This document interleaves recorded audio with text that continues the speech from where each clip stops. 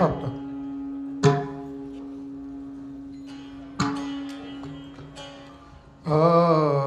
जय जय राम कृष्ण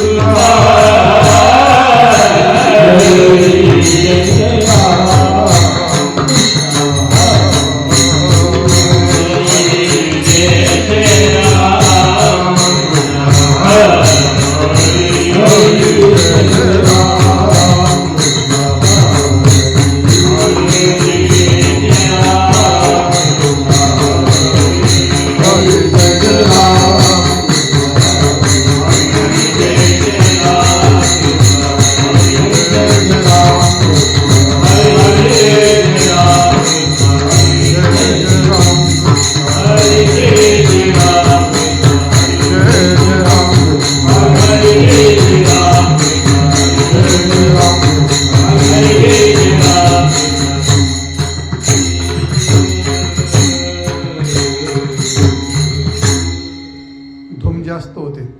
आमचा आवाज नाही कर, धूम कमी कर. रूप पाहता लोचनी रूप पाहता लोचनी रूप पाहता लोचनी रूप पाहता लोचनी सुख झाले हो साधे सुख झाले हो साधे तुहा विठ्ठल तुहा विठ्ठल सुख झाले हो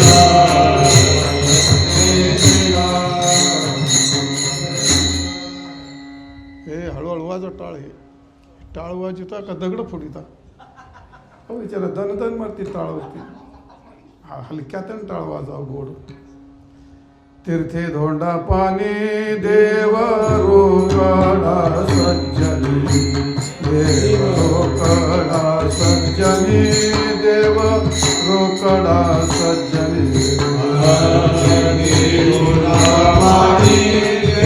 रोकडा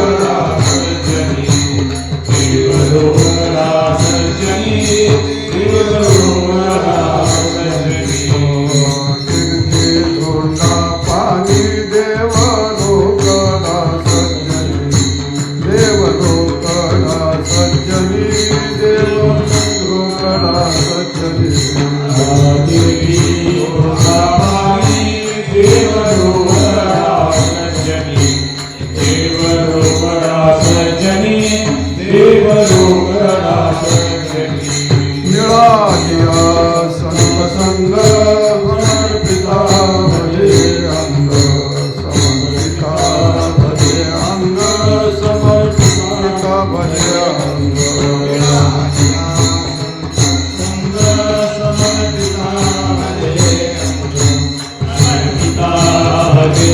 अंग समर्पिता भले अंग कीर्ती भाव फळे येथे अनारती वळे येथे अनारती वळे येथे अनारती वळे कीर्ती भाव फळे येथे अनारती वळे येथे अनारती वळे येथे अनारती वळे तुका म्हणे पापे तुका म्हणे पापे तुका म्हणे पापे तुका म्हणे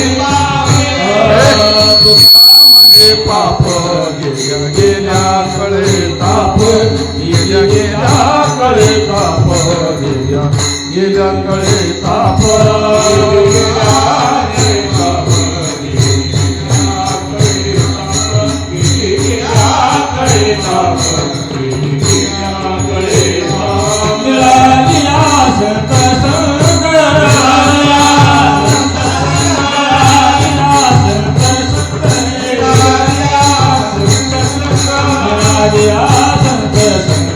समर्पिता भले अंग समर्पिता भले अंग समर्पिता भले अंग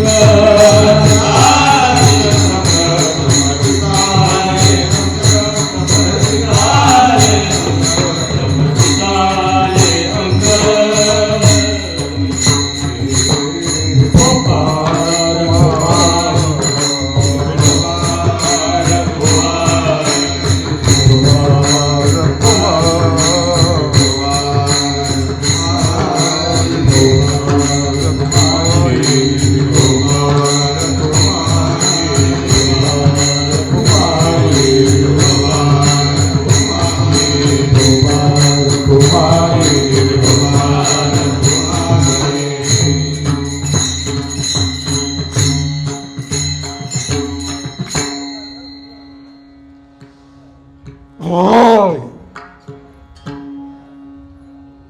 ना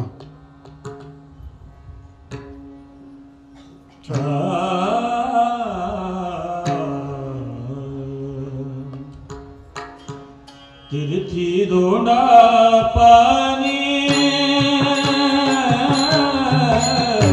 तीर्थी दोंडा पाणी तीर्थी दोंडा पाणी तीर्थी दोंडा पाणी तीर्थी दोंडा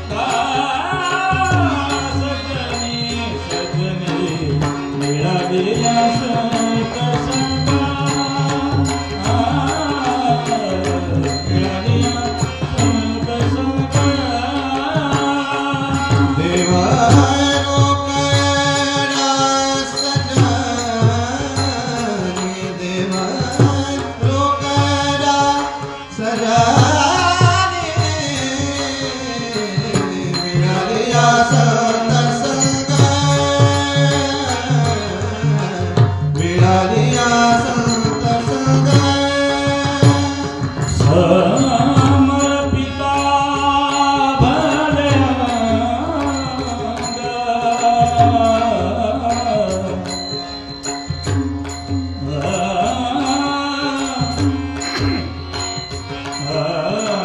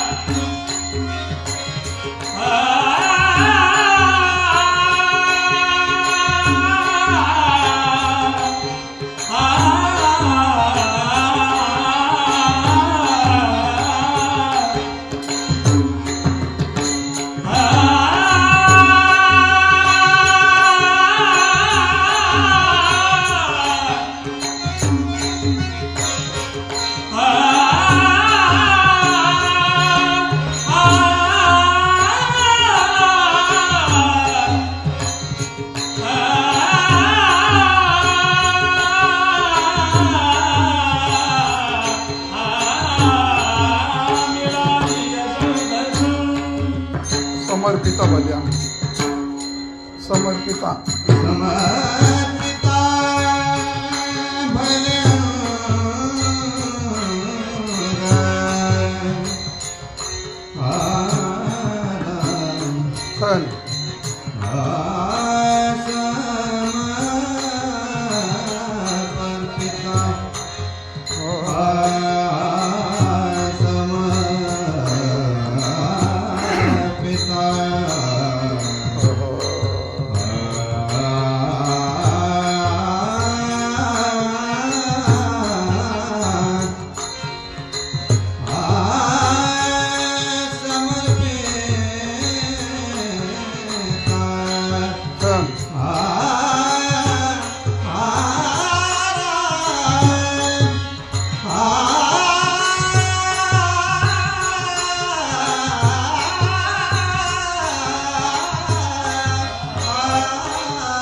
छान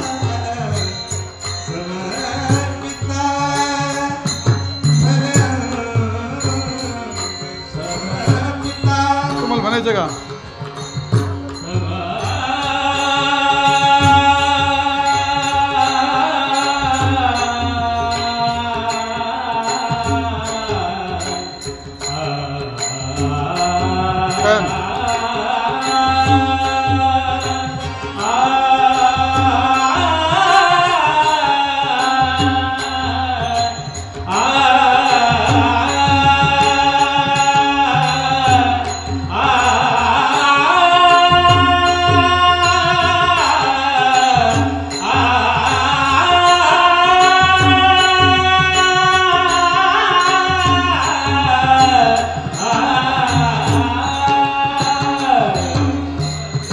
प्रसाद बन बन बन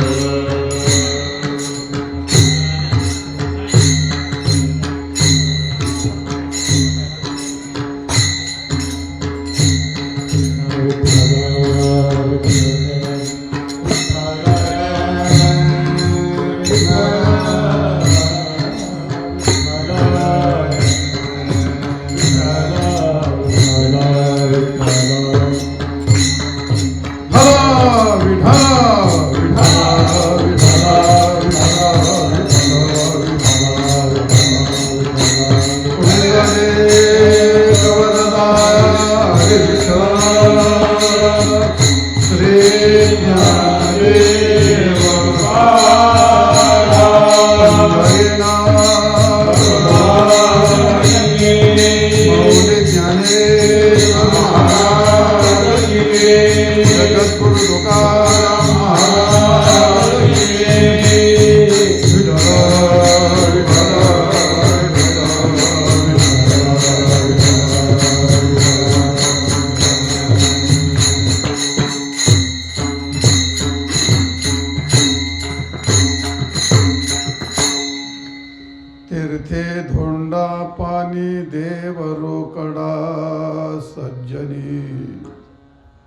मिळालिया संत संग समर्पिता भले अंग तीर्थे भाव फळे येथे अनाडते वळे मिळालिया संत संग समर्पिता भले अंग तुका म्हणे पाप तुका म्हणे पाप गेले गेल्या कळे ताप मिळालिया संत संग समर्पिता भले अंग ध्येयं सदा परिभवग्नमभीष्टदोहम् तीर्थास्पदं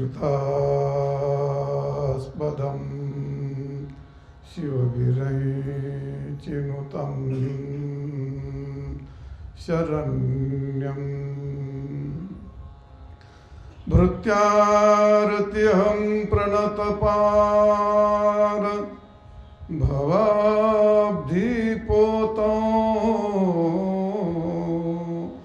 वन्दे महापुरुषदे चरणारविन्दं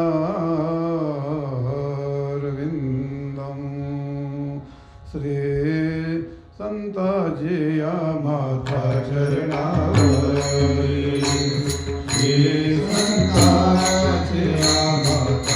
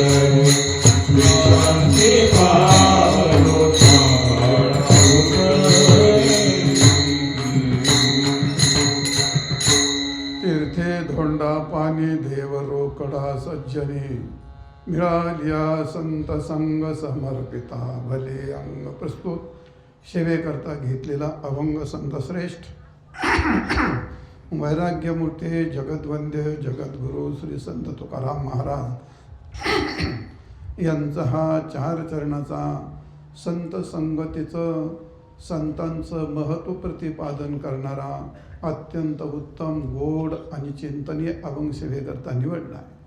महाराज या अभंगात असं म्हणतात, तीर्थे धोंडा पाणी देव रोकडा सज्जनी.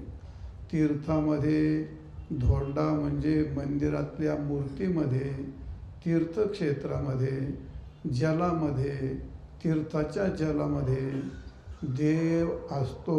तीर्थे देव, धोंडा देव, पाणी देव आणि सज्जनी देव. इतरत्र देव भावनेने मान्य करावा लागतो. संतांच्या ठिकाणी मात्र प्रत्यक्ष देव रोकडा सज्जनी. कोणाला? ज्यांनी संतांच्या करता ज्यांच्या पूर्व भाग्याने, पूर्व पुण्याने, अनंत जन्मातल्या पुण्याने, भगवत कृपेने ज्यांना संत संग मिळाला. मिळाला म्हणजे मिळविला नाही, मिळालिया योगायोगाने, कर्मसाम्य दशेने, भगवत कृपेने, पूर्व पुण्याने मिळालिया असा संत संग जर त्याला मिळाला तर महाराज म्हणतात, मिळाला तर त्यांनी त्याचं काये वाचे मनाने समर्पित करावं. आणि असा जो समर्पित जर झाला तर त्याला त्या संतांच्या ठिकाणी देवाचं प्रत्यक्ष दर्शन होतं. त्याचं कारण महाराज म्हणतात, तीर्थी भाव फळे. तीर्थाच्या ठिकाणी भाव असेल तर तीर्थाचा उपयोग होतो, अन्यथा त्याला तीर्थ काही राहत नाही. तीर्थात भावाची गरज असते. तीर्थ आणि भाव याचा कार्यकारण भाव असतो. भाव नसेल तर तीर्थाचा उपयोग नाही. म्हणून महाराज म्हणतात, तीर्थात तुम्हाला भाव घेऊनच जावं लागतं. तीर्थे भाव फळे, पण येथे अनाडते वळे.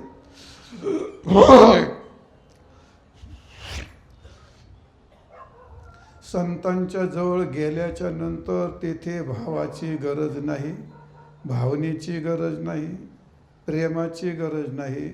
मूर्ख, महामूर्ख, आडानी, आडांतट्टू, टाकून दिलेला असा असला तरी संतांच्या संगतीत गेल्याच्या नंतर येथे अनाडते वळे. ताबडतोब सन्मार्गाला येतो. संत शक्तीमुळे त्याला भगवत प्राप्तीपर्यंत घेऊन जातो. संतांचं सामर्थ्य याला म्हणतात. तीर्थी भाव फळे आणि येथे अनाडते वळे. अडाणी मनुष्य असला तरी तो भक्ती मार्गाला, अध्यात्म मार्गाला वळतो आणि भगवंतापर्यंत पोहोचतो. तो हे केव्हा? ज्याला संत भेटले, समर्पित झाला, संतांचं महत्त्व कळालं, मग संत संगतीने महाराज म्हणतात, तुका म्हणे पाप गेले, ज्याचे पाप गेले, ताप गेले. संत संगतीत पाप ताप गेले हे कळतं. महाराज म्हणतो, तुका म्हणे पाप गेले, गेल्या कळे ताप. संतांच्या संगतीत गेल्याच्या नंतर पाप गेलेलं कळे आणि ताप गेलेलं हे कळे, आणि कळल्याच्या नंतर त्याला कल्याणाचा मार्ग प्राप्त होतो. असा अभंगाचा शब्दशः अर्थ सांगितला. विठाल विठाल विठाल विठाल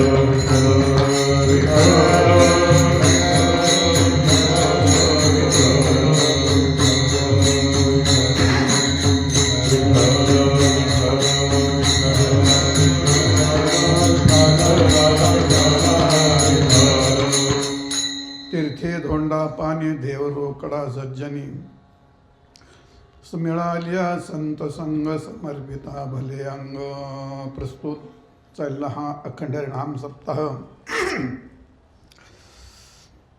जगद्वंद्य जगद्गुरु श्री संत तुकाराम महाराज यांच्या पदस्पर्शाने, भगवान पंढरीश पांडुरंगाच्या पदस्पर्शाने अत्यंत पवित्र आणि पुनीत झालेल्या भूमीमध्ये अत्यंत भव्य दिव्य शताब्दीचा कार्यक्रम आहे. आणि त्या कार्यक्रमाचं वर्णन सर्वांनी केलं आहे. आता सगळ्यांचे नावं घेऊन वर्णन कर मला जड जाईल, नाही तर लिहून आणावं लागेल कोणाकोणाचे नावं घ्यायचे. पण तरी शेवटी प्रयत्न करील. मला ती सवय नाही आणि प्रकृतीचं सरीन वय माझ्याबरोबर नाही.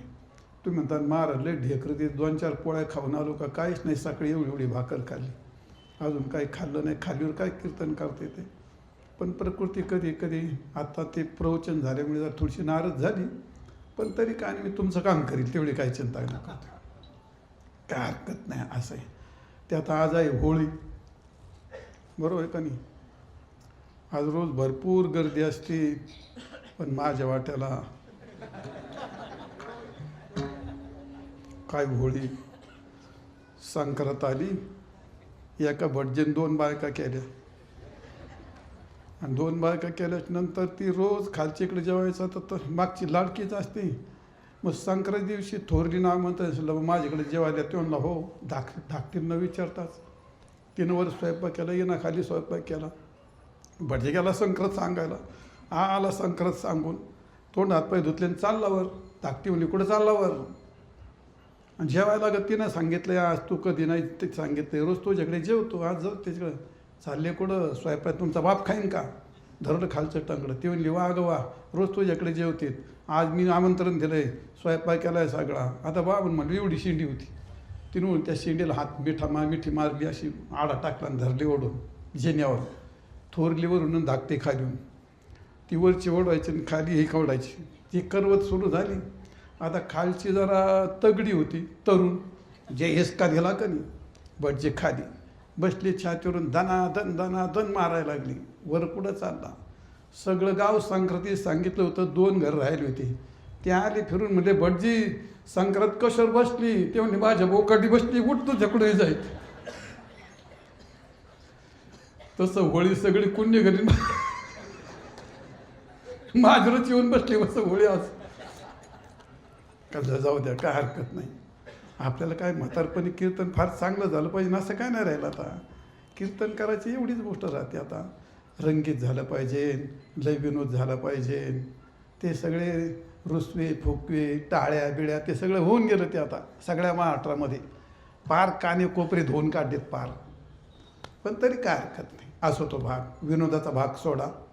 आज या ठिकाणी आपल्या शताब्दीच्या या कार्यक्रमामध्ये आज माझ्याकडे 5वी कार्यक्रमाची सेवा आलेली आहे आणि त्याकरता संत संगतीचं महत्त्व प्रतिपादन करणारा अभंग आहे. ऐका. 4 वेद 6 शास्त्र 18 पुराणं संत आणि संत वाङ्मय हे सर्व भगवंताचं वर्णन करतात. 4 वेद जान 6 शास्त्री कारण सगळे भगवंताला गातात म्हणजे एकमुखाने गातात का ते नाही. भगवंताचं वर्णन करणारे सर्व आहेत. 4 वेद त्याचंच वर्णन करतात, 6 शास्त्र त्याचंच वर्णन करतात, 18 पुराणे त्याचंच वर्णन करतात, गीता गाथा भागवत संत हे सर्व त्याचं वर्णन करतात. पण वर्णन करतात ते एक रूपाने वर्णन नाही करीत. भगवंताच्या व्याप्तीचं वर्णन केलं असतं, भगवंताच्या विभूतीचं वर्णन केलं असतं, भगवंताच्या प्रतीतीचं वर्णन केलं असतं आणि भगवंताच्या प्राप्तीचं वर्णन केलं असतं. किती गोष्टी सांगितल्या. भगवंताची व्याप्ती, भगवंताची विभूती आणि भगवंताची प्रतीती आणि भगवंताची प्राप्ती. विठाल विठाल विठाल विठाल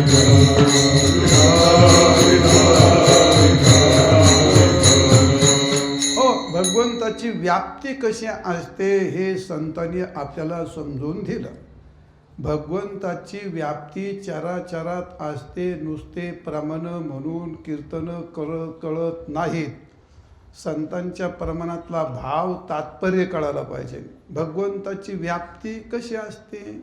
भगवंताची व्याप्ती ही अणुरेणूत असते. त्याच्याकरता उदाहरण आणि प्रमाण सांगितलं पाहिजे तर तो सिद्धांत फिट होत असतो. कीर्तनकारने कीर्तन करत असताना पहिलं लक्षात घेतलं पाहिजे. त्यांनी पहिले मुद्दे पाडले पाहिजे. व गाढवासारखं काय पाठांतर हेच प्रमाण ते प्रमाण ते आणि ते पाठांतर ऐकण्याला माहितीच असते. ते प्रमाण ऐकलं त्यांना पाठच असतं. ते प्रमाण म्हणतोच काय सांगायला बसल्यानंतर त्या प्रमाणातला भाव, त्या प्रमाणाची संगती. तुम्ही हे प्रमाण सांगण्याकरता ते प्रमाण सांगितलं, ते प्रमाण सांगण्याकरता हे प्रमाण सांगितलं. पोथी वाचितो का कीर्तन करतो. मुद्दा मांडला पाहिजे आणि मुद्द्याला प्रमाण दिलं पाहिजे आणि प्रमाणाला उदाहरण दिलं पाहिजे. भगवंताची व्याप्ती गीतेमध्ये भगवान सांगतात अविनाशी तत्विद्ये येन सर्वमिदं ततं. भगवंताची व्याप्ती कोणत्या पद्धतीने असते हे विदं ततं. माऊली ज्ञानोबा सांगतात विठ्ठल जळे स्थळे भरला रिता ठाव नाही उरला आजम्या दृष्टीने पाहिला विठ्ठलचे. विठ्ठल जळी स्थळी भरला सर्वभूती पायी एक वासुदेव आणि जे जे भेटे भूते तेव्हा हे सगळे लोक एका गोळाकडूनच सांगतात. आणि ते प्रमाणात कुठं पाहे कुठं आहे, मान्य कुठं आहे, जाणणे कुठं आहे, समजणे कुठं आहे ते पदाकडं त्याचं लक्षच नसतं.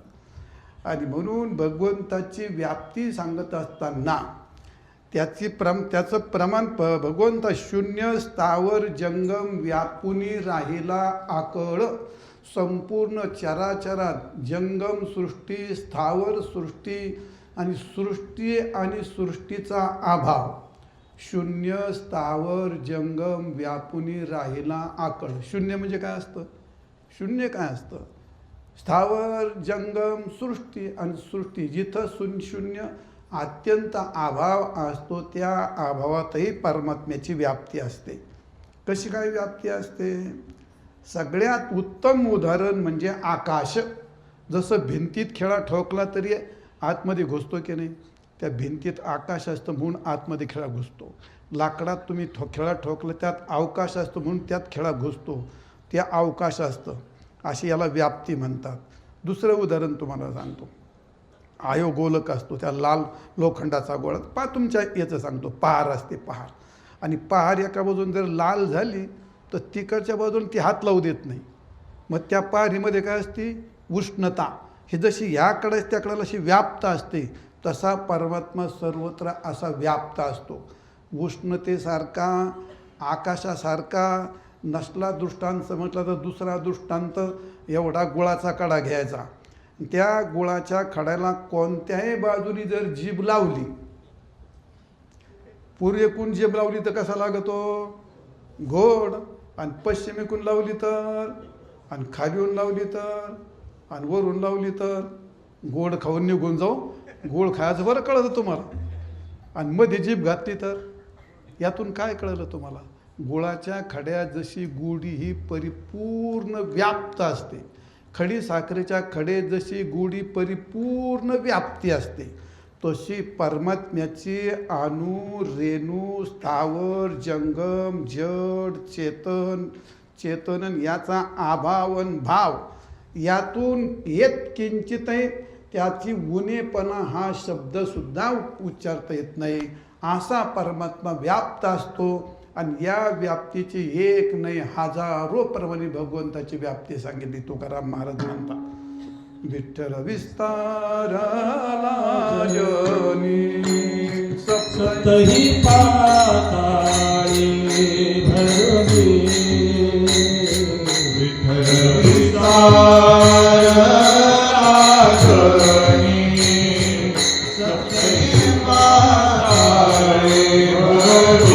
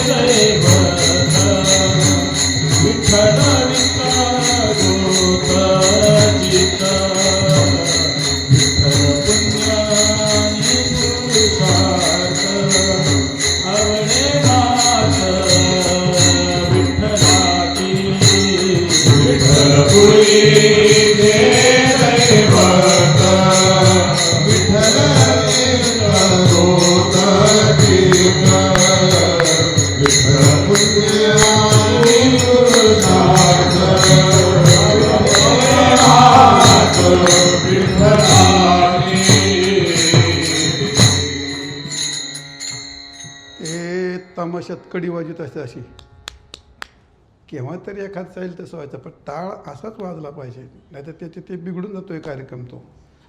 आता मला सवय सांगायची, तुम्ही म्हणता काय सांगा, आता मी सांगतच राहतो, तुम्ही ऐका नाही तर नका ऐकू. विठ्ठल विस्तारला जनी सप्तहे पाताळे, जाऊ द्या, ही भगवंताची व्याप्ती सांगितली, ही भगवंताची व्याप्ती सांगितली. भगवंताची विभूती सांगणारी काही प्रमाणं असतात. गीतेमध्ये सांगितले, संतांनी सांगितले. व्याप्ती सांगणं वेगळं आणि विभूती सांगणं वेगळं. विभूती सांगत असताना गीतेमध्ये भगवान हंतते कथेस्यामी दिव्या ह्यात्मीभूतयः प्राधान्यत कुरुश्रेष्ठ नस्त्यंतो विस्तरस्य मे. हे कुरुश्रेष्ठ, माझ्या विभूतीला अंत नाही, न अस्ति अंतहा मे विभूती, माझ्या विभूतीला अंत नाही. आदित्यानामहं काय आदित्यानामहं विष्णू ज्योतिषां रविरंशुमान् बरेचिर्मरुतामस्मी तेजस्विनामहं. मग आता नको काय आला लोक पुढे सोडून दाखव, आठवायचंच नाही. तुम्ही मला हसायचे, तुम्हाला तात्पर्य सांगतो. या मासोना मार्गशीर्ष मी महिन्यातला मार्गशीर्ष आहे. रुद्रातला यातला आदित्य आहे. रुद्रातला मी शंकर आहे. देवानाम वासवी देवातला मी इंद्र आहे. पिंपळातला अश्वत्थला म्हणजे काय आहे, झाडातलं मी पिंपळ आहे. तुमच्या लक्षात आलं. ह्या सगळ्या विभूत्या सांगितलेल्या आहेत. तर या विभूत्या सांगत असताना व्याप्ती आणि विभूती ज्ञानेश्वर महाराज म्हणतात, गंगा नव्हे जळ व वृक्ष नवथे वड पिंपळ, तुळशी रुद्राक्ष नव्हे माळ, ते विभूती देवाचे. तुळशी रुद्राक्ष माळ नाही, वड पिंपळ हे वृक्ष नाहीत, गंगा हे नुसतं जळ नाही. महाराज म्हणणार, समुद्र नदी नव्हे पैगा, पाषाण म्हणो नये लिंगा, संत नव्हते जगा साच्या सारीचे.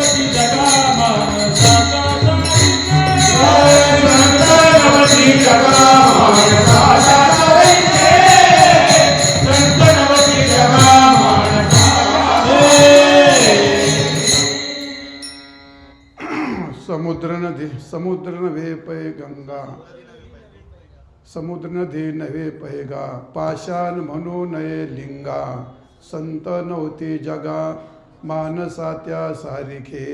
ह्या काय सांगितल्या विभूती.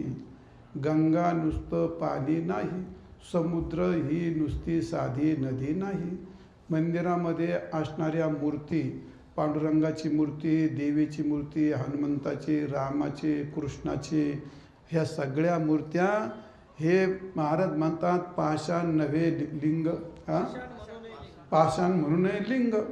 संत ते जगासारखे माणसासारखे असले तरी त्यांना माणसं म्हणू नयेत असे महाराज म्हणतात. या ठिकाणी काय चंद्र सूर्य नव्हती तारांगणे, चंद्र सूर्य नव्हती तारांगणे, मेरुत नव्हे पर्वता समान, वासुके सर्प नव्हे जान, विखारात्या सारिखे, गरुड नव्हे पाखरू, ढोर नव्हे नंदिकेश्वरू, झाड नव्हे कल्पतरू, कामधेनु गाय न म्हणावी. काय काय कूर्म नव्हे जीव, कूर्म नव्हे कासव, डुक्कर नव्हे वराह, आणि ब्रह्मा नव्हे जीव, श्री लक्ष्मी नव्हे, श्रीला लक्ष्मीला श्री म्हणू नये, गवाक्ष नव्हे हाड, पाटव नव्हे कापड, परेश नव्हे दगड, आणि ते सगुणी ईश्वरीचे. हे सगळे विभूत्या सांगितल्यात. याच्यात देव सांगितला आहे.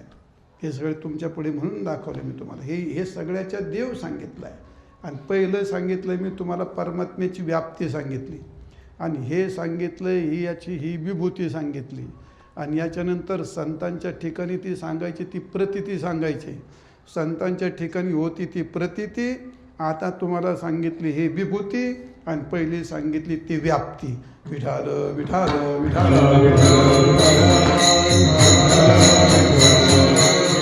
आपल्या या संस्कृतीमध्ये देवाची व्याप्ती सांगत असताना झाडात देव, दगडात देव, लाकडात देव, पशुत देव, पक्षात देव, पशुत पक्षात देव, सर्पात देव, माणसात, सुपारीत पण देव, सुपारीतही देव, सगळ्यात देव झाले. झाड पाहतो आपण, तुळशीत आपण मानतो, तुळशीत देव मानतो ना, तुळशीत देव आहे, पिंपळ आहे, वट आहे, कल्पतरू आहे. असे जे वृक्ष आहेत त्या वृक्षात आपण देव मानतो.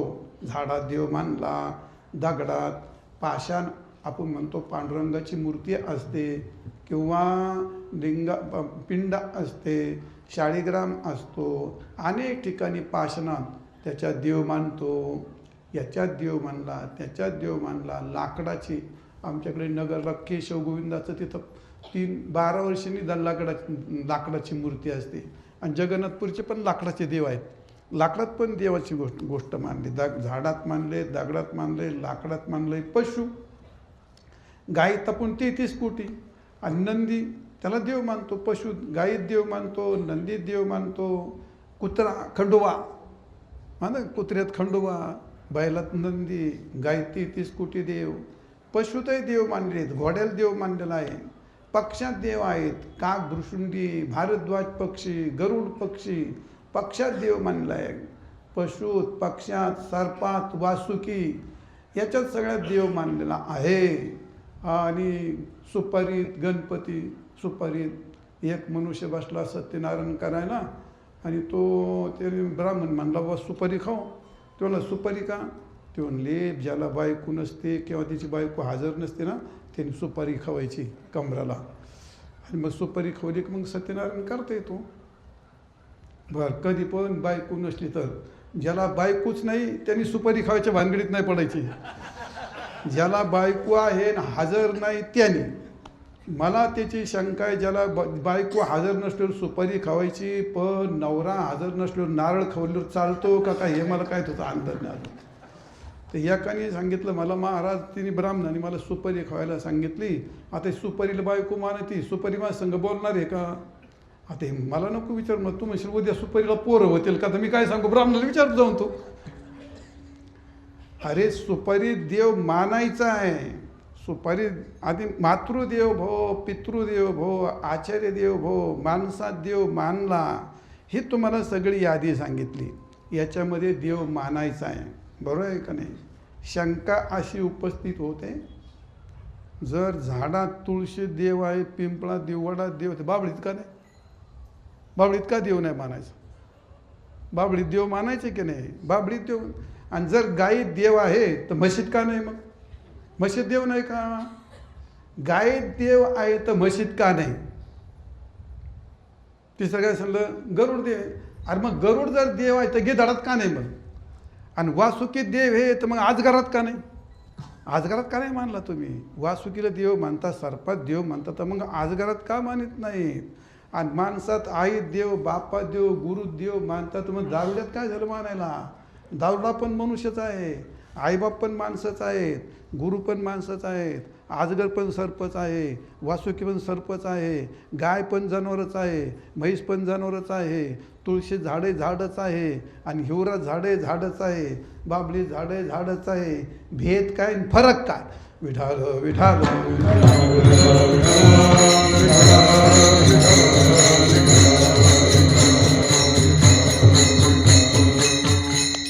हो. म्हशीत देव आहे, आजगरात, बाबळीत, सगळीकडं देव आहे. तिथं देवाची व्याप्ती असते. फरक समजतो ना? त्याच्यात देवाची व्याप्ती असते. व्याप्ती असते, ती विभूती नसते. आणि इथं विभूती असते, ती यांना देव मानायचं, यांना का मानायचं नाही? यांच्या देव आत्मरूपाने सर्वत्रच आहे. तो आत्मरूपाने कुठं नाही. आत्मरूपाने, चेतन रूपाने तो सर्वत्रच असतो. चेतन रूपाने त्याची व्याप्ती सर्वत्र असते. विभूतीत तशी नसते गोष्ट. काही विभूतींना वर मिळालेल्या असते, काहींना शाप मिळालेला असतो. तशी परंपरा नाही. लक्ष देऊ नाही का? यांना एवढे यादी तुमच्याकडे वाचली, यांना देव का मानायचं आणि यांना देव का मानायचं नाही? जर याच्या देव नाही मानला तर मग त्या देव नाही का? चेतन रूपाने, चेतन कशात नाही असं नाही. ते अनुरित संपूर्ण चेतन व्याप्ती असते. कशी व्याप्ती असते तुम्हाला सांगितली. पण विभूती तशी नाही मानता येत. का मानता येत नाही? तस्मात् शास्त्रं प्रमाणन्ते. शास्त्र ते सांगत नाही. अजून तुम्हाला दुसरं सांगणार आहे. शास्त्र सांगत नाही, परंपरा नाही, त्याला पद्धत नाही. त्याच्यापेक्षा विशेष दृष्टांत तुम्हाला सांगतो, लक्षात ठेवायचं.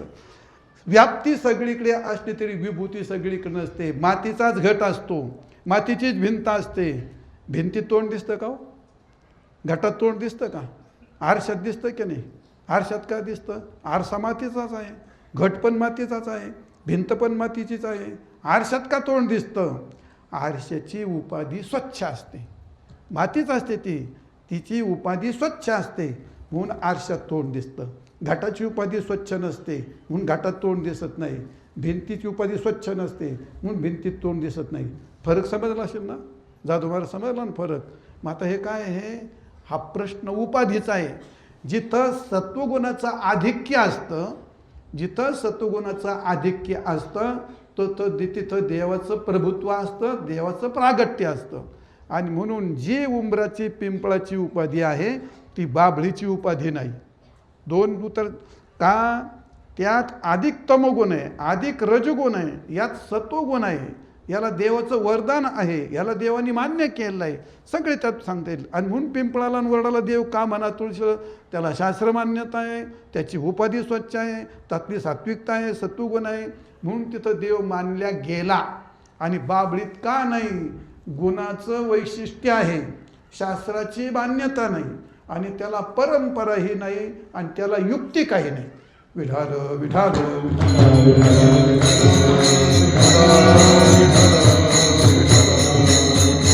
हा.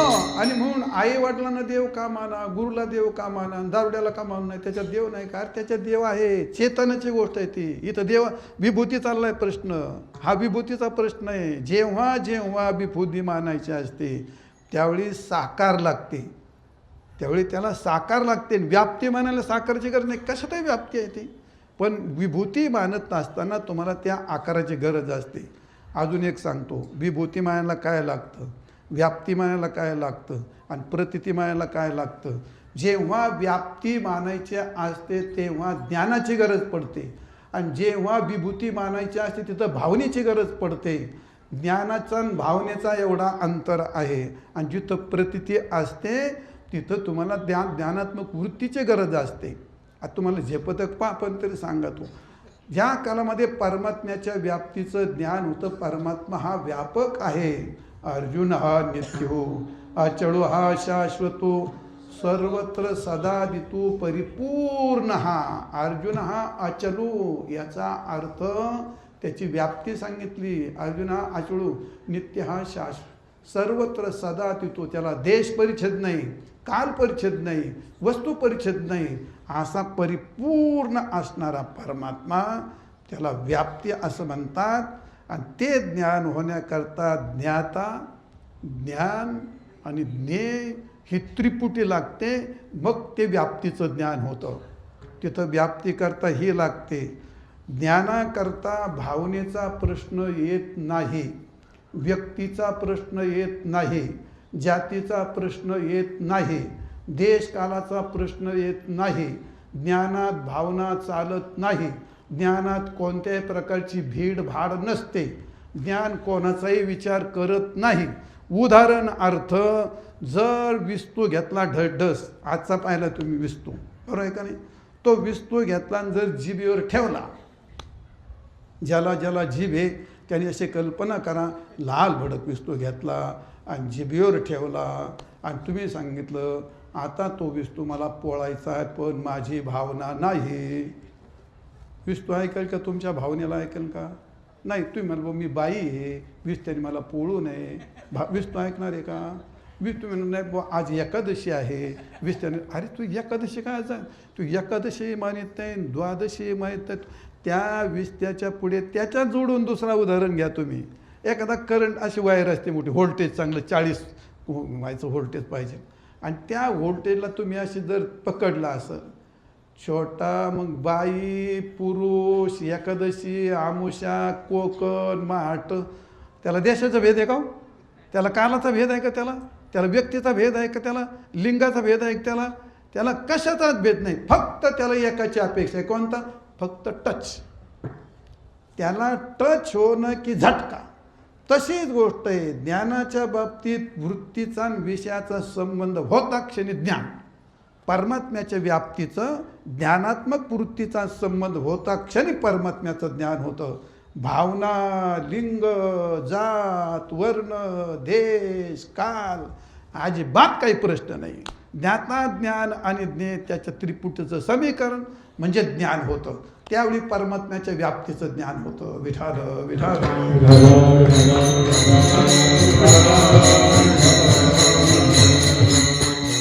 पण जेव्हा भावना असते तेव्हा भावना असते इथे त्रिपुटीच लागते, पण इथं भाविता भावना आणि भाव्य ही त्रिपुटी ज्ञाता ज्ञान आणि ज्ञेय असे नसते. मग इथं कदाचित प्रमाता प्रमाण प्रमेय अशी घेऊ शकता, पण तरी ते नाही चालत. तिथं काय लागतं भाविता किंवा अनुभविता भाव भाव्य. जेव्हा जेव्हा भावना करायची असते तेव्हा तेव्हा त्या भावनेमध्ये भाव असावाच लागतो. वृत्ती ही जाणत असतानाही वृत्तीच असते, मानत असतानाही वृत्तीच असते. दोन्ही वृत्त्याच असल्या वृत्तीशिवाय कोणता व्यवहार होत नाही. पण ज्ञानाच्या वृत्तीत कोणता गुण नाही, कोणती भावना नाही, कोणती श्रद्धा नाही, कोणती भीड नाही. ज्ञान कशाचाच विचार करत नाही. भावना करीत असताना मात्र त्या वृत्तीमध्ये श्रद्धेची गरज पडते, भावाची गरज पडते, भावनेची गरज पडते. तिथं व्यक्तीचा विचार केला जातो. एक दुसरी गोष्ट, ज्ञान बुद्धीचा प्रश्न पडतो आणि भावनेत मनाचा प्रश्न पडतो. भावनेला मन लागतं आणि ज्ञानाला बुद्धी लागते. बुद्धी कोणाचा विचार करत नाही. पण भावना करत असताना त्या कालामध्ये भावनेला मात्र 4 गोष्टी शास्त्र सांगतं. मी तुम्हाला आत्ता यादी वाचली. काय सांगितली? उंबरात देव माना, पिंपळात देव माना, गायीत देव माना, काय गरुडात देव माना, आईत देव माना. अरे सगळं मानलं. मानण्याकरता पहिली भावना असावी लागते आणि त्या भावनेकरता पहिलं वेदाचं विधान असावं लागतं. एक, वेदाने विधान केला त्याच्यावर तुमचा विश्वास असला पाहिजे. 2, आणि विश्वास करण्याकरता तुमची इच्छा असली पाहिजे. 3, आणि चौथी गोष्ट याच्याकरता आग्रह असावा लागतो. तेव्हा माणसाला काय म्हणतो, गायीवरती पिंपळावरती ज्याच्यावरती भावना करायची ह्या 4 गोष्टी लागतात. तेव्हा माणसाला तिच्यावर भावना करता येत असते. विठाल विठाल.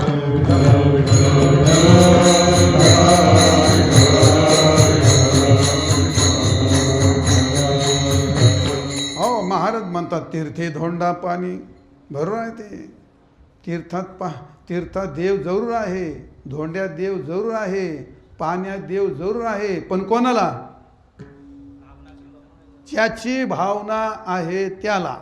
आणि भावना जर नसेल तर अरे प्रश्न भावनेचा आहे, प्रश्न पारायणाचा नाही, प्रश्न कीर्तनाचा नाही, प्रश्न भजनाचा नाही. महिला सांगतात, बाबा आम्हाला आमच्या नवरीची खूप सेवा करावी वाटते, पण आमचं मेलं असं दारुडं, काय त्याची सेवा कर मूर्ती.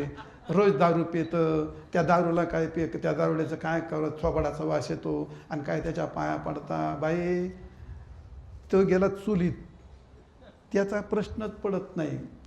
आमचे काही नमुने आहेत. महाराज आईवडिलाची सेवा काय तुम्ही सांगता, आमचा खूप इच्छा आईवडिलाची सेवा करायची, पण आमचं बाप पेताळ आणि आई अशी लय शिवाय देते, लय वाईट वाटतं. काय सांगावं मूर्खात, त्याचा प्रश्नच येत नाही. आई बापाचा प्रश्न नाही, नवऱ्याचा प्रश्न नाही. हा तर मुद्दा कळाला तर वर्म म्हणतात याला. महिला ज्या काळात पंढरपूरला काशीला जातात तेव्हा वाळूची पिंड करतात की नाही? करतात का नाही वाळूची पिंड? आणि पिंडीची पूजा, त्या वाळूची पूजा करतात का नाही? अरे वाळूची पूजा करता की नाही? करता. महादेवाच्या पिंडी जातात, त्या दगडाची पूजा करता की नाही? तो दगड एका देव आहे आणि ती वाळू एका देव येतो. मग दगडाची पूजा चालते, वाळूच्या पूजा चालते. ह्यो तर जिवंत नवरा आहे ना. ह्यो प्रश्न नवऱ्याचा नाही, प्रश्न वाळूचा नाही आणि प्रश्न दगडाचा नाही, प्रश्न भावनेचा आहे. प्रश्न भावनेचा आहे. ज्याची जिथं भावना होते तिथं त्याला फल मिळतं. भावेषु विद्यते देवा. तुकाराम महाराज म्हणतात, भावा वाचून भाव तोच भगवत. दुसरी गोष्ट, भावनेकरता भाव. तुमचा नवरा दारुडा असला, माझ्यासारखा महाराज असला तरी, महाराज नवरा असला त्यालाही फळ देता येत नाही आणि दारुड्या नवरा असला त्यालाही फळ देता येत नाही आणि पिंडीत बसल्याला महादेव पांडुरंग दगड त्याला फळ देता येत नाही. सगळ्या ठिकाणी फळ देणारा एकमेव परमात्माच असतो. हे सगळे माध्यम असतात. आपली भावना उत्कट होण्याकरता हे सगळे काय असतात? माध्यम असतात. म्हणून तुकाराम महाराज म्हणतात, माऊली ज्ञानवाला सांगतात, भावे वे न भक्ती, भक्ती वे न मुक्ती, बळे वे न शक्ती बोलू नये.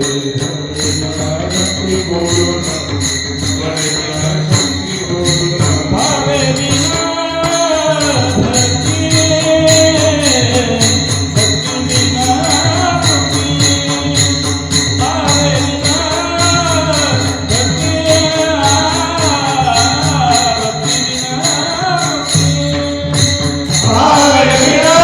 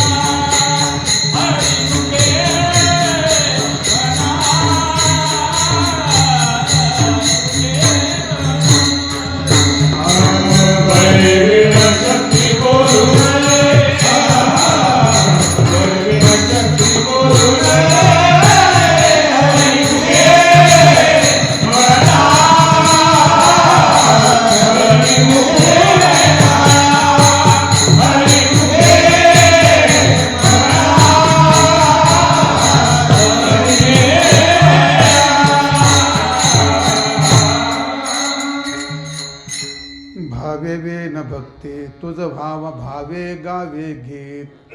तुकाराम महाराज म्हणतात, भाव तोची भगवंत, बरवा अंगी राहे भाव, आणि तंग तोची जाना देव. ज्याचा भाव उत्कट झाला, भावापेक्षा देव वेगळा नसतो.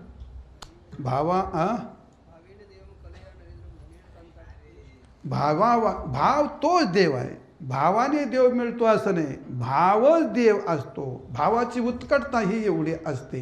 म्हणजे तात्पर्य काय सांगायचं आहे? भजन करायचं का भजनात भाव असला पाहिजे, कीर्तन करायचं कीर्तनात भाव असला पाहिजे, पूजा करायची का पूजेत भाव करायचे. तुकाराम महाराज म्हणतात, भजन ते ओंगळवाणी, बरोबर का, नरका जाणे चुके ना. म्हणजे याचा अर्थ भजन कशा करता? अरे भाव जागृत करण्याकरता भजन आहे. कीर्तन कशा करता? भाव जागृत करण्याकरता आहे. मंदिर कशात? भाव जागृत करण्याकरता आहे. नवऱ्याच्या पाया का पडायचं, बाईच्या पाया काय पडायचं? अति मूर्तेच आहेत ते. त्याच्यात काय ताकद आहे काय द्यायला तुम्हाला? नाही नाही नाही नाही. शास्त्राने विधान केलं हे तुम्हाला सांगत होतो. शास्त्राचं विधान आहे भाव जागृत होण्याकरता, भावाची जागृती होण्याकरता. भाव जागा झाला का त्या भावाला फळ देणारा एकमेव जगात परमात्मा. गणपतीची उपासना कर, का देवीची उपासना कर, का मर्याची उपासना कर, का एखाद्या जोखाईची उपासना कर, का कोणाची उपासना कर, सगळ्याचं फळ नववा देवाचा. यान देवता देवन पितृ यांती पितृतः. भगवान सांगतात सगळ्याचं पिता हमश जगतो. अनेक ठिकाणी वर्णन केलंय. सगळ्याचं फळ दाता मी आहे. भगवानच सगळ्याचं फळ देतो आणि भावालाच देतो. अजिबात व्यक्तीचा प्रश्न नाही, मंदिराचा नाही, देवाचा नाही, करणाऱ्याचा नाही, कोणातही. अरे गरुडात पक्षात जर भाव निर्माण झाला त्याला देव भेटतो. गजेंद्रात भाव, पशुत भाव निर्माण झाला त्याला देव भेटतो. भेलात भाव निर्माण त्याला भेटतो. चोखामानाच्या मनात भाव निर्माण त्याला भेटतो. आणि ब्राह्मण सुद्धा मंदिराच्या बाहेर पळालेत, विढाल विढाल विढाल विढाल. एका ब्राह्मण होता, तो रोज बिचारा 2 तास सेवा करायचा. बरेच दिवस झाले. पार्वती म्हणली, अहो देवा, महादेवाला म्हणली, तो बिचारा ब्राह्मण इतकी पूजा करतो, त्याला काही तुम्ही कधी दर्शन देत नाहीत, त्याला काही फळ देत नाहीत. तेव्हा पार्वती, अगं तो नुसता ढोंगी, त्याजवळ भाव नाही. असं कुठं झालं का? गारठ्यात तो बिचारा आंघोळ करतो, मग कुठं असतो भाव? तो धनगराचा माणूस येतो ना, त्याजवळ भाव असतो. अवकाशाचा भाव असतो. रोज तोंडात पाणी आणतो, पिंडीवर टाकतो, आणि हातात ते निरगुडीचे पाणी टाकतो, पायात चपला तशाच असतात, आणि त्याला काय भाव आहे त्याचा? तुला दाखवतो म्हणले गंमत. झालं एके दिवशी पार्वतीला चमत्कार दाखवायचं म्हटल्यानंतर नियमाप्रमाणे भट जे आले, पूजा मांडली, महादेवाची रांगोळी वगैरे काढली, दिवा लावला, अगरबत्ती, तुपाचा दिवा, मंत्राचा जयघोष, ओम बार सगळं सुरू झालं. आत्मातून गिरिजामती सहचारा प्राण शरण वगैरे वगैरे वगैरे सगळी पूजा रंगात आली. जेव्हा मंदिर कडकड कडकड कडकड कड मंदिर वाजलं, जेव्हा ब्राह्मणी उडी मारली, अरे बापरे म्हणला, 16 हातन बामण बाहेर. खान पार्वती पाहिलंच तू? पाहिलं. हा आलं. ब्राह्मण गेला, बिचारा धनगर मेंढ्या घेऊन यायचा, मेंढ्या डोंगरात तावल्या का तोंडात पाणी घ्यायचा, हातात निरगुडीचे पानं घ्यायचा. हा आला का ते पायात पायताना तसे पिंडीजवळ आला का तोंडात ती गुळी टाकायचा आणि त्यावेळेस हरी ओम देवा असं म्हटलं. जेव्हा मंदिर कडकड कडकड असं वाजलं, खांद्यावरची घोंगडी काढली आणि त्या पिंडीवर त्याच्यावर पालथा पाडा. बापरे, माझ्या देवाच्या डोक्यात पडल. कळतंय का तुम्हाला दोघातला फरक? एक बाहेर का पळतो भाव म्हणून, आणि पिंडीवर पालथा का पडतो? दोघातला फरक कळतो का? भावाचा प्रश्न भगवान प्रगट झाले. पार्वती हे बघ, भावाने धनगर पाहिला का? भावाने चपला पाहिल्या का? भावाने तोंडातलं उष्ट पाणी पाहिलं का? नाही पाहिलं. भाव हा सगळ्याचा बात करतो. जाऊ द्या, जास्त नाही लांबीत मुद्दा सांगायचा आहे. जिथं जिथं विभूती असते तिथं तिथं भाव लागतो. तुकाराम महाराज म्हणतात, तीर्थी धोंडा पाणी.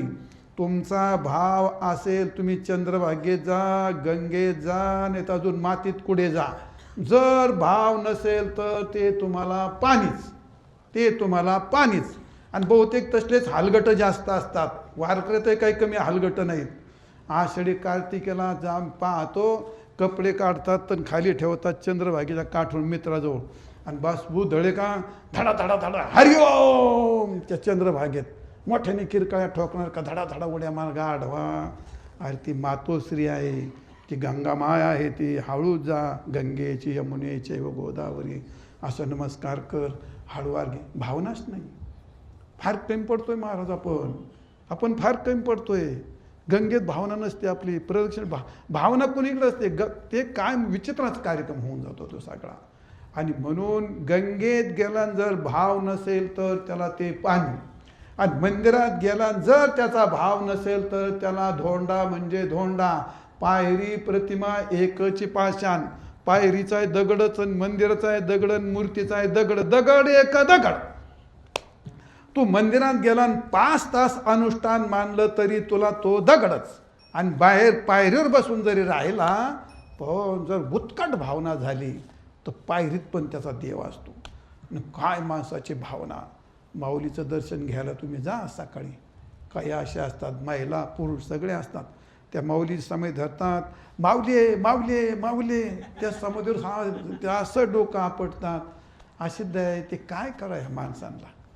काय त्यांनी भाव सिद्ध होतो. इथून डोकं ते माऊलीला कळत नाही. धारत पण गेलो कळतं ना. तुम्ही माऊलींच्या जवळ समोर गेलं तर ते अंतर्यामी आहेत, त्या समोर डोकं आपटून त्यांनी भाव सिद्ध होत असतो का? नाही. मनातला भाव जागा करावा लागतो. भावाचा बाजार होत नाही. भावाचं मार्केट नाही. भाव गुरु शिकवित नाहीत, भाव ग्रंथ शिकवित नाहीत. भाव जागा करावा लागतो. मान भाव पश्चातापात निर्माण होत असतो. हा जो मुद्दा सांगायचा आहे, जिथं तीर्थी धोंडा पाणी, इथं तुम्हाला भाव असेल तर. जर भाव नसेल तर तिथे तुम्हाला देवाचा प्रश्न नाही. पण संतांच्या ठिकाणी मात्र भावाचा प्रश्न येत नाही. तुकाराम महाराज म्हणतात, तीर्थे धोंडा पाणी देव रोकडा सजनी, देव रोकडा सजनी, देव रोकडा तीर्थी धोंडा पाणी देव रोकडा सजनी, देव रोकडा सजनी, देव रोकडा सजनी.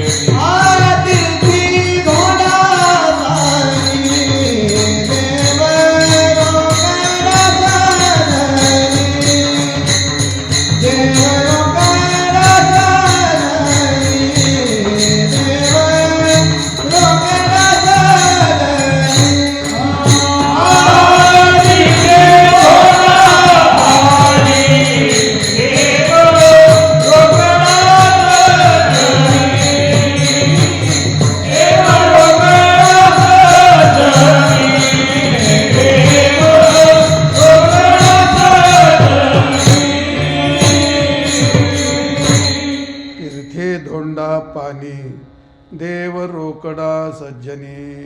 तीर्थात देव आहे, धोंड्यात देव आहे. आता एवढ्या याद्या सांगितल्या तुम्हाला, त्यात सगळ्यात देव आहे. पण कोणाला भावना असेल त्याला, भावना मानणाऱ्याला. आणि जाणणाऱ्याची गोष्ट चेतन रूपाने ह्या गोष्टी कळाव्या लागतात. सर्वभूती पाहे एक वासुदेव. आता सर्वभूती पाहे याचा अर्थ काय होतो? हे मानायचं आहे का जाणायचं आहे? काय रे किरण? सर्वभूती पाहे एक वासुदेव मानायचं आहे का जाणायचं आहे ते? हा, जाणायचं आहे ते. सर्वभूती पाहे वस धातू येतो. वस वासू काय वसंती वासू हो. मग राहणे वस धातू काय असते, असणे या अर्थी ना तो धातू. पण पुढचं सर्वभूती पाहे, पाहे दृश्य पश्यती, दृश्य धातू ज्ञानार्थी आहे. आणि जे जे मग भेटे भूत, आणि ते काय आहे? मानिजे आहे ना ते. मग आता जे जे भेटे भूत मानिजे सर्वभूती पाहे वासुदेव, या दोघं त्यांना सारखंच वाटतं ते. अरे नाही, हे ज्ञानाचं आहे भल्या माणसा, हे भावनेचं आहे. लोक कीर्तन करायचे एवढे मूर्ख आहेत. शरीरातून चैतन्य निघालं म्हणतात. चैतन्यातून आता काय करावं, काय इतकं काय वाईट वाटतं महाराज. अरे चेतन कसं काय विकृत होतं? चेतनात कशी काय विक्रिया होते? चेतनात अशी कशी काय गोष्ट होऊ शकते? असं नाही होणार ना कशी काय गोष्ट. चेतन जर विकृत केलं, चेतनात जर क्रिया झाली, चेतना जर संबंध मानला, अख्खा सिद्धांत गेला. संबंध येण्याकरता त्याला 6 गोष्टी लागतात. त्याला काय म्हणतो? जाती, गुण, विशेष, आकार, संबंध. मग त्या गोष्टी भ्रमात्मक स्वीकाराव्या लागतात. तिथं संबंध झाला असा भ्रम होतो, असा शब्द वापरावा लागतो. जाऊ द्या, तो मुद्दा सांगायचा नाही. सिद्धांत कळावा लागतो, नाही तर संत वाङ्मयाचं सगळा काय म्हणतो त्याला विकृत होऊन जाते ते. जाऊ द्या, मुद्दा काय सांगतो? सर्वभूती पाहे हे ज्ञानाची गोष्ट असते. आणि जे जे भेटे भूत ते मानिजे भगवंत, ही भावनेची गोष्ट असते. देव रोकडा सज्जनी. मग इथं देव रोकडा सज्जनी, संतांच्या ठिकाणी देव प्रत्यक्ष दिसतो, प्रत्यक्ष असतो. आता भावनेचा विषय आहे का ज्ञानाचा विषय? काय हा विषय? ध्यानाचा नाही, भावनेचा नाही. अरे जी प्रत्यक्ष गोष्ट असते, भावनेचा प्रश्न कुठे येतो? भावनेचा प्रश्न कुठे येतो? आणि संतांच्या ठिकाणी प्रत्यक्ष देवाचं दर्शन का होतं? भूमीत पाणी आहे का नाही? भूमीत सर्वत्र पाणी असतं, पण सर्वत्र पाणी दिसतं का? नाही. गाईच्या अंगात सर्वत्र दूध असतं, मग सर्वत्र दूध दिसतं का? नाही. दुधाची उपलब्धी, दूध कुठून निघतं? शेंगातून निघतं, कानातून, केशाकडून निघतं रे? हा, कानातून. कोण आहे रे कानातून? हा, मी म्हणलंच काशातून म्हणणार तुम्ही. हे अमेरिकेतून आलेत का रे? अरे सडातून दूध निघतं, काशातून कसं काय निघन? अरे धारोडीचा काटा असतो. असं उत्तर द्यावा मग सर, एवढं पण इतर उतर नाही झालं पाहिजे ते. मग गायीच्या अंगात पूर्ण दूध असलं तरी सडातच दुधाची उपलब्धी असते. समुद्रात सर्वत्र मीठ असलं तरी उपलब्धी मिठाच्या त्या खाडीत, मिठाच्या खड्यात मिठाची उपलब्धी असते. भुईत पाणी सर्वत्र असलं तरी उपलब्धी विहिरीत पाणी दिसतं तुम्हाला. आणि वीज सर्वत्र टॉवर लाईनमध्ये असते तर बलात त्याची उपलब्धी असते. समजते का तुम्हाला? सर्वत्र वीज असली तरी प्रतीती कुठं आहे? बलात. आणि भूमीत सर्वत्र पाणी असलं तर प्रतीती कुठं आहे? विहिरीत. गायीच्या सर्व अंगात दूध असलं तरी प्रतीती कुठं आहे? सडात. बरोबर सांगितलं. समुद्रात मीठ सर्वत्र असलं तरी उपलब्धी कुठं आहे? खड्यात किंवा खाडीत. तिथं अशी उपलब्धी असते त्याची. तसं परमात्मा सर्वत्र असतो. व्याप्तीत, ज्ञानात पण व्याप्तीत परमात्मा आहे, भावनेत उपाधीत पण परमात्मा आहे, आणि संतांच्या ठिकाणी पण परमात्मा आहे. पण सगळीकडं जसं असलं तरी जशी दुधाची उपलब्धी स्थानात होते, आणि पाण्याची उपलब्धी विहिरीत होते, आणि विजेची उपलब्धी बलात होते, त्याप्रमाणे भगवंताची उपलब्धी ही प्रत्यक्ष संतात असते. म्हणून तुकाराम महाराज म्हणतात, देवते संत देवते संत देवते संत देवते संत देवते संत देवते संत निमित्तच्या प्रतिमा निमित्तच्या प्रतिमा निमित्तच्या प्रतिमा निमित्तच्या प्रतिमा निमित्तच्या प्रतिमा निमित्तच्या देवते संत निमित्त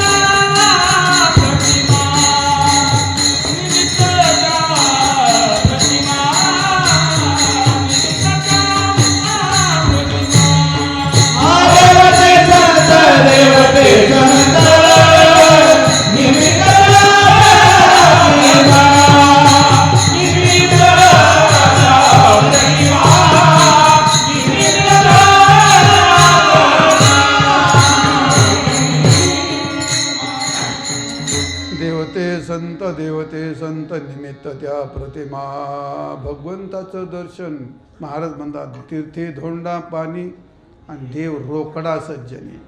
संतांच्या ठिकाणी सज्जनी आणि रोकडा. रोकडा याचा अर्थ प्रत्यक्ष. प्रत्यक्ष म्हणजे अप्रोक्ष. प्रत्यक्ष अपरोक्ष साक्षात्कार हे पद असतात. अप्रोक्ष वेगळं आणि प्रत्यक्ष वेगळं असतं. प्रत्यक्ष कुठं असतं ते इंद्रियाच्या कक्षेत, तिथं त्याला प्रत्यक्ष इंद्रियात संबंध त्याला प्रत्यक्ष म्हणतात. आणि अप्रोक्ष वृत्तीचा सुखदुःखाचं प्रत्यक्ष असतं का अपरोक्ष असतं रे? अपरोक्ष असतं. सुखदुःखाचं अप्रोक्ष. ते प्रत्यक्ष कसं काय म्हणता येईल त्याला? त्याला प्रत्यक्ष इंद्रियाच्या द्वारा वृत्तीचा संबंध आला त्याला प्रत्यक्ष म्हणतात. संतांच्या ठिकाणी देवाचं प्रत्यक्ष आहे. रोकड्याचा अर्थ प्रत्यक्ष, अपरोक्ष नाही म्हणायचं व्यवहार तुम्हाला. संतांच्या ठिकाणचं देवाचं प्रत्यक्ष ते कसं? मग तिथं भावना करायचं काम आहे का?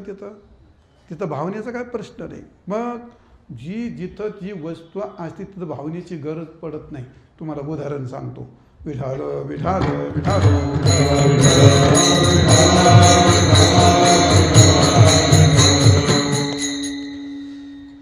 एका माणसाची आई वारली आणि तो बिचारा खूप रडायला लागला. आमच्याकडे आई वारली खूप रडतात.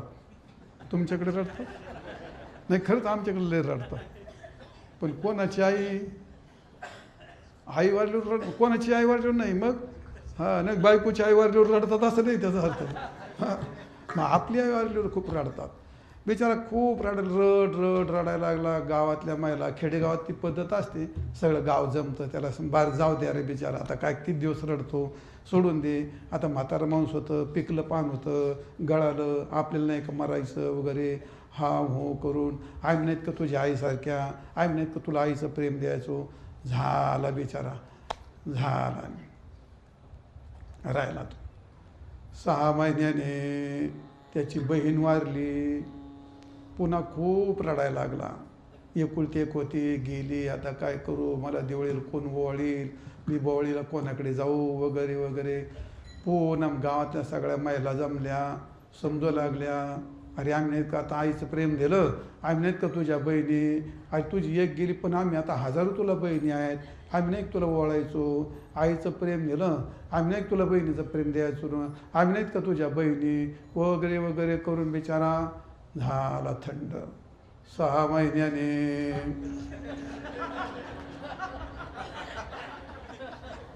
अरे तुम्ही कीर्तन पण डोक्यात बायका घेऊनच बसलात का काय?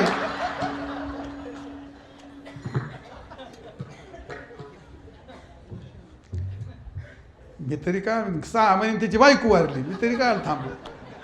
आणि मग इतका रडायला लागला. आई मेली तेव्हा तो 50% रडत होता, बहीण मेली त्यावेळी 70% रडायला लागला, आणि आता बायको मेली तर 100% रडत होता. का रडत होता? आपली मिली नाही ना आपल्याला बायको नाही, आपल्याला त्यातलं काही कळत नाही. आता ज्याची मिली त्याला माहीत असेल काय असं ते. असं एका पोराने विचार म्हणला, बाबा तुम्ही बायको कम नाही? म्हणजे कोणी दिलीच नाही तर कुठं करतो म्हणलं, लय प्रयत्न केले.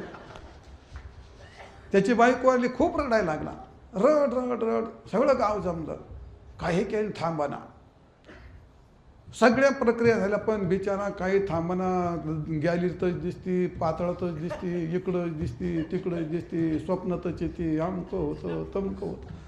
सगळ्या बाया जमल्या, अरे काय रडतो, किती दिवस रडतो. एक मात्र हे म्हणले, काय व्हाय करतो रे म्हणले. आई वारली तेवढी थांबला, बहीण वारली तेवढी थांबला, आता काय तुझ्यात नवलपरी बायको वारली, तुला हा सगळ्या तुम्ही लाभाड्यात म्हणला. अरे काय म्हणले, आई वारली तेवढी सगळ्या म्हणले आम्ही नाही तुझ्या आईसारख्या, बहीण वारली तेवढी सगळ्या म्हणले आम्ही नाही तुझ्या बहिणीसारख्या. पुढचं तुम्हाला काय नाही कळलं ना. बायको वारली तेवढी कोणीच म्हणा मला आम्ही नाही तुझ्या बायकोसारखे असं म्हणतात कोणी नाही म्हणत. का म्हणत नाही? मग बाईवरती आईची भावना करता येते का बायकोची भावना करता येते? आईची भावना करता येते. आणि कोणत्या बाई आपल्या आईवरती आईची भावना करायची का दुसऱ्या आईवरती आईची भावना करायची? जाधव, आपल्या आईवरती आईची भावना करायची का दुसऱ्या बाईवरती आईची भावना करायची? हा, पास झाला कडे, हुशार आहे, मस्त हुशार. इतका अचूक कळायला पाहिजे, इतका अचूक कळायला पाहिजे. अरे दुसऱ्या बाईवरती आईची भावना करायची, आपल्या आईवरती आईची भावना करायची का? नाही. का नाही? तुमच्या नाही लक्षात आलं का नाही? ते बाईच्या पाया पडायला लागला आणि म्हणतो राव दे नाही तुम्ही आमच्या आईसारखे आहे. मग आईच्या पाया पडायला राव रे तू माझ्या आईसारखी. असं आहे का ते? आई माझ्या कान मग दे नाही तुझी भडे तुझी आईसारखी का? आईच आहे मी. अरे आईसारखी बाई असेल दुसरी तर मानावी लागते, भावना करावी लागते, पण प्रत्यक्ष आईच आहे, तिला भावनेचा प्रश्नच येत नाही. सूर्यनारायण ती देवाची भावना करण्याचं ते प्रत्यक्ष सूर्यनारायण देव आहे. देवावरती काय देवाची भावना करायची? प्रत्येक भावनेचा तो प्रत्यक्षाचा विषय आहे, तिथं भावनेचा विषय येत नाही. बरोबर आहे का नाही? मग तसं संतांच्या ठिकाणी भावनेचा प्रश्न येत नाही. जसं आईच्या ठिकाणी भावनेची गरज ती प्रत्यक्ष आई आहे, तसं संतांच्या ठिकाणी भावनेचा विषय येत नाही. संत हे प्रत्यक्ष देव आहेत, प्रत्यक्ष परमात्म्याचं रूप आहे. म्हणून तुकाराम महाराज म्हणतात काय? तीर्थी धोंडा पाणी देव रोकडा सज्जने विठाल विठाल.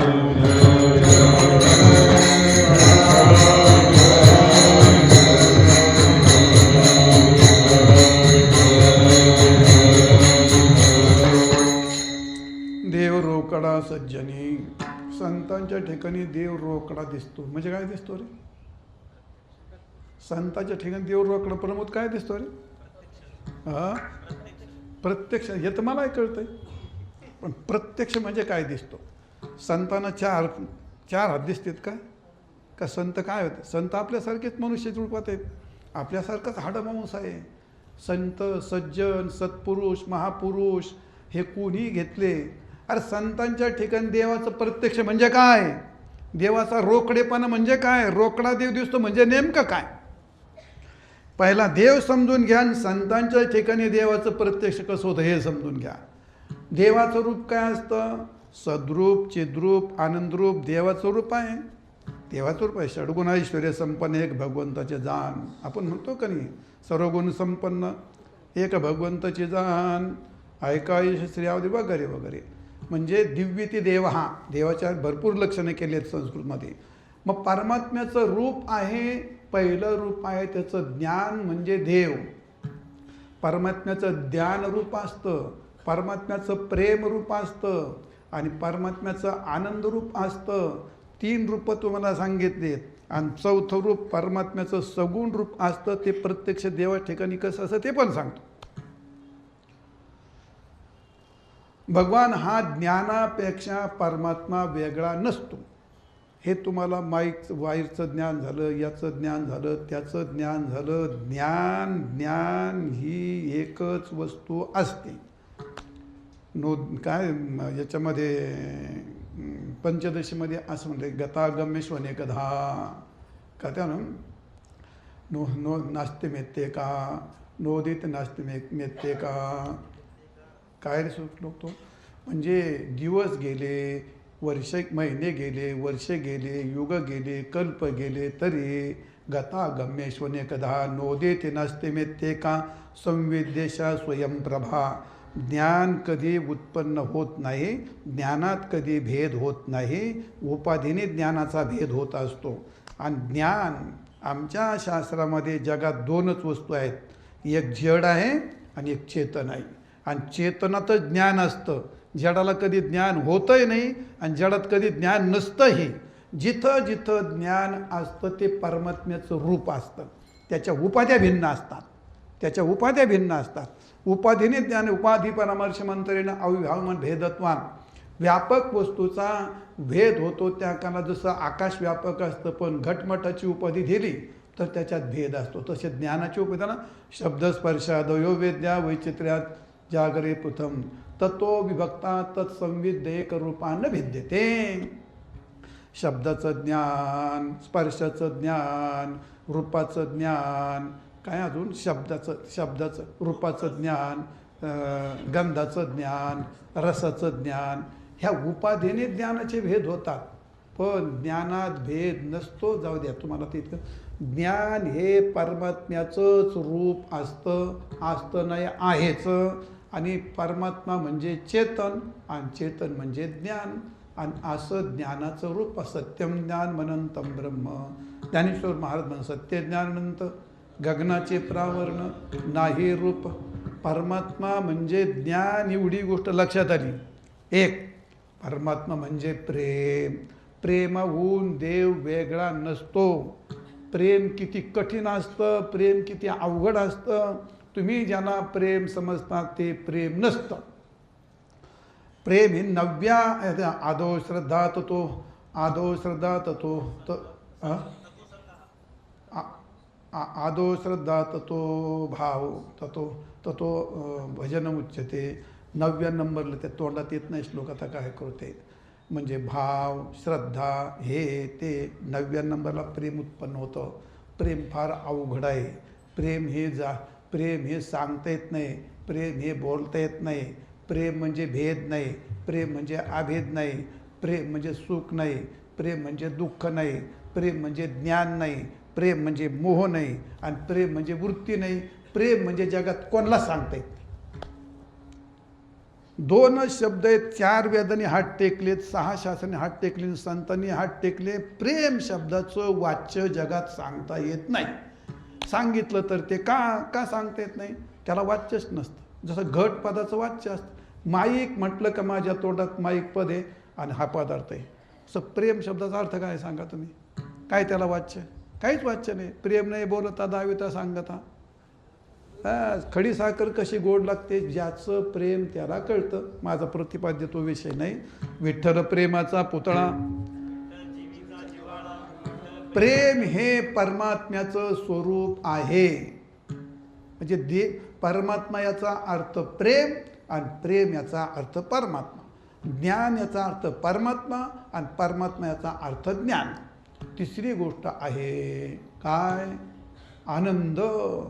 अद्वयानंद नित्य निरामय. ज्ञानदेव म्हणे नाही ज्ञानदेव म्हणे आनंद चिद्घन ब्रह्म सनातन विठ्ठल. तुमच्या लक्षात आलं, सगुण निर्गुण दोन्ही विलक्षण आणि ब्रह्म सनातन त्याला म्हणतात. ज्ञानदेव म्हणे आनंद चिद्घन. आनंद हे परमात्म्याचं रूप आहे. प्रेम हे परमात्म्याचं रूप आहे आणि ज्ञान हे परमात्म्याचं रूप आहे. महाराज म्हणतात तीर्थे धोंडा पाणी आणि देव रोकडा सज्जनी. कसा रोकडा येतो ते सांगतो. विठाल विठाल विठाल.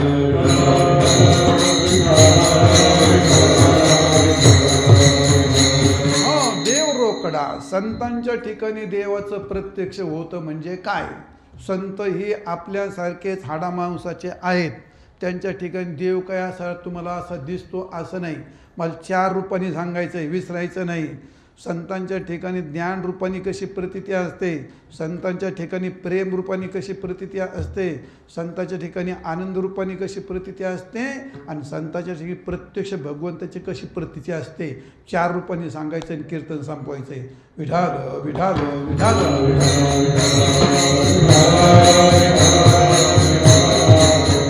हो, जर परमात्म्याचं ज्ञान हेच रूप आहे तर संत हे ज्ञान रूप आहेत का ज्ञानाहून भिन्न आहेत? ज्ञानाचा सागर म्हणतो का? ज्ञानाचा सागर. ज्ञानाचा सागर सखा माझा ज्ञानेश्वर. ज्ञानाचा सागर सखा माझा ज्ञानेश्वर.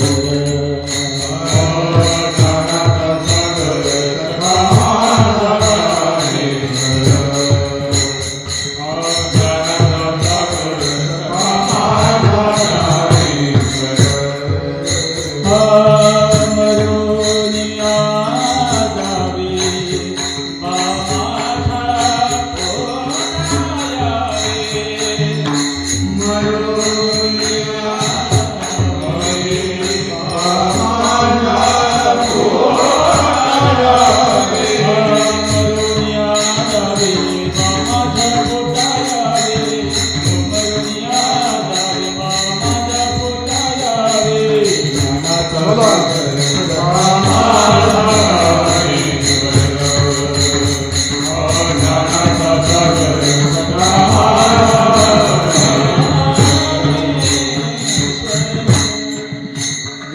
ज्ञानाचा सागर सखा माझा ज्ञानेश्वर, आत्मरूपी ज्ञानेश्वर तोच ज्ञानाचा सागर.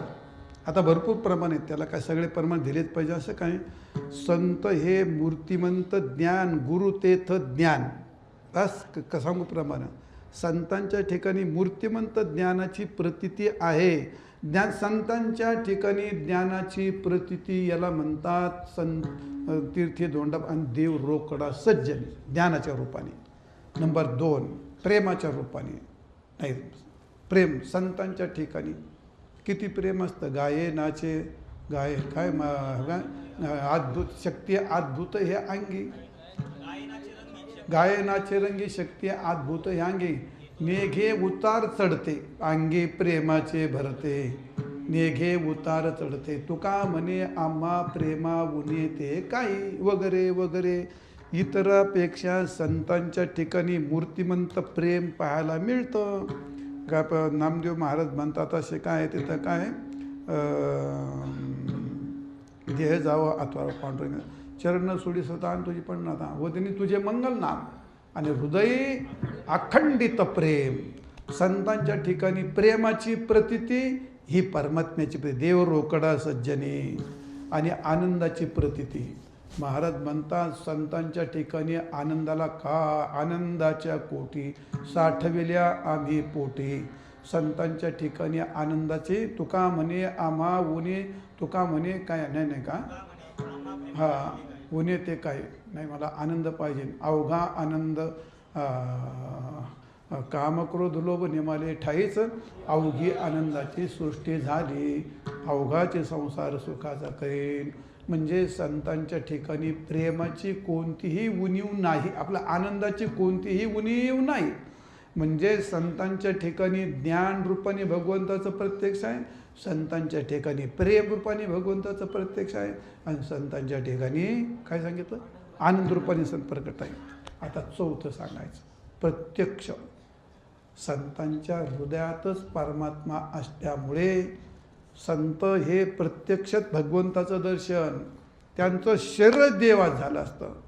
काय जाधव महाराज प्रमाण तयाचे 60 शब्द पुढे सुखे म्हणू वेद सदेह सचितानंद. काय नाव हवे ते कीर्तन सांग कीर्तन सांग होयांग हरिरूप. त्यांचं अंग हे राहिलंच नाही हरिरूप कि ब्रह्मीभूत काया. मग आता शरीर झालं का ब्रह्म झालं? तुम्हाला काय वाटतं शरीर हे का ब्रह्म आहे? आपलं नाही, संतांचं शरीर हे का ब्रह्म आहे? आता मग ब्रह्म हे का आता परमात्मा आहे प्रत्यक्ष. चार रीतीने सांगितलं तुम्हाला, ध्यानाच्या रूपाने, दुसरं का प्रेमाच्या रूपाने, आनंदाच्या रूपाने आणि प्रत्यक्ष ब्रह्मच झालं सगळं शरीर प्रत्यक्ष रूपाने. आणि मग पाचवा मुद्दा आहे दयांच्या हृदय भोवनी विराजित जीव परमात्मा दोन्ही सतत कृष्णमूर्ती सावळी साठवेला हरी जी हृदय मंदिरी. परमात्मा आज 100 प्रमाणे परमात्मा ज्यांच्या हृदयात मूर्तिमंत आहे सगुण आणि निर्गुण रूपाने प्रत्यक्ष परमात्माच असल्यामुळे देव रोकडा सज्जनी. आता तुमच्या लक्षात आलं असेल.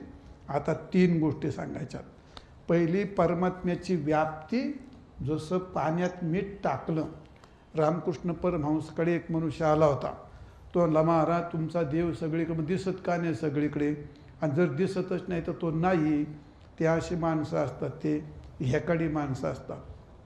ह्याकाडी माणसं त्यांना काही कळत नाही हे पण नाही कळत त्यांना. त्यांना कळत नाही हे पण कळत नाही, फक्त आमसारख्याची गाठ नाही पडत त्यांना. ते कोणापुढे कुस्ती खेळतात. ते रामकृष्ण परमहंस ते म्हणले खरं आहे म्हणले तुझं, ते ग्लास भरून आण म्हणले मला पाणी प्यायचं, थोडंसं मीठ आण म्हणले. आणलं मीठ ग्लासमध्ये टाक म्हणले. तुम्हाला प्यायचं पेतो म्हणले, नंतर थोडंसं टाक. त्यानं वाटलं मिठाचं पाणी प्यायचं असं. मग टाकलं मुठभर मीठ त्याच्यात आणि गप्पा रंगल्या, बऱ्याच वेळ रंगल्या. ते ग्लासात काय बघ म्हणले. काय नाही म्हणले पाणी. तू मीठ टाकलं म्हणले. हां आहे म्हणजे. दिसतं का म्हणले. नाही. जिभेवर घे म्हणले. आहे. मग दिसतं मीठ आहे का दिसत नाही? अरे आहे का दिसत नाही? आहे पण दिसत नाही. समजतंय ना? अरे मीठ पाण्यात दिसत नाही पण कळतंय ना. मग जगात देव दिसत नाही का कळत नाही? जगात देव दिसत नाही का कळत नाही? मंदिरात देव दिसतो आणि कीर्तनात देव कळतो, हे तरी कळून घ्या. नुसते प्रमाण पाठ करून काय करतात? मंदिरात देव दिसतो, कीर्तनात देव कळतो. हे असे या विद्वान माणसं कोण ह्या गोष्टी समजून घेतल्या पाहिजे. फार भाग्यवान आहेत माणसं हो तुम्ही. अरे हा तिथं किरण, हा प्रमोद, हा एवढा विद्वान आहे. तुम्हाला सांगतो, या धोत्र्याचा स्टेटनेटचा पेपर पाहिला, अख्ख्या पुण्याच्या कॉलेजच्या पुरी जमल्या होत्या. ह्या धोत्र्याने कसं काय लिहिलं हे धोत्र्या हो. आणि मी 4थी शिकलेलो आहे, तर माझ्या पुढे लय CN डॉक्टर PA बसले. ती अध्यात्माची ताकद सामान्य समजूच नका तुम्ही ती गोष्ट. त्याचं कारण त्या स्टेटनेटला सगळे ब्रह्मसूत्राचे सूत्र, त्या तर्कसंग्रहाचे सूत्र आणि आमच्या अंगभूत आहेत ती. आम्हाला काय त्याचा अभ्यास पण करायची गरज नाही. जेव्हा प्रमोद महाजन पेपर लिहिला, ते सगळे डोकं खात होते. अरे कसं काय लिहिलं ते? तुमच्याकडे आहेत ते किरण महाराज. तुम्हाला संधी महिलांना सगळं सांगतो, तुमच्यासारख्या भाग्यवान तुम्ही आहेत. मी इथं आल्यापासून माझ्या आयुष्यात कुठं 8 दिवस राहिले नाही. मला इतका आनंद वाटतो या खोपलीचा. खरं सांगतो पांडुरंगा, मी असं शेअर कुठंच नाही पाहिलं, कुठंच नाही पाहिलं.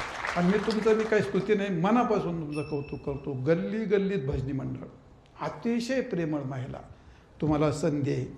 किरण महाराज आहे, ऑनलाईन संता घ्या सगळे. तोंड मनाने म्हणू नका. रामरक्षा स्तोत्र असेल, विष्णू सहस्रनाम असेल, गीता असेल, फक्त 10 मिनटं द्या. टायमिंग ठरवून घ्या. घरात बसल्या बसल्या मोबाईल चालू करा. सगळ्याला संता देईल तो. विचारसागर किरण ऑनलाईन सगळ्याला विचारसागर चालू कर. जे जे जिज्ञासू आहेत, कोणते एक वेळ त्यांना द्या. तुमच्या घरात बसून तुम्हाला विचारसागर, वृत्ती प्रभाकर, संता, रामरक्षा स्तोत्र हे तुम्हाला चालू करता येईल.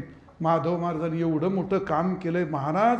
अहो ते 100 विद्यार्थी वाजवायला लागले, त्याचे 100 विद्यार्थी वाजवायला लागले.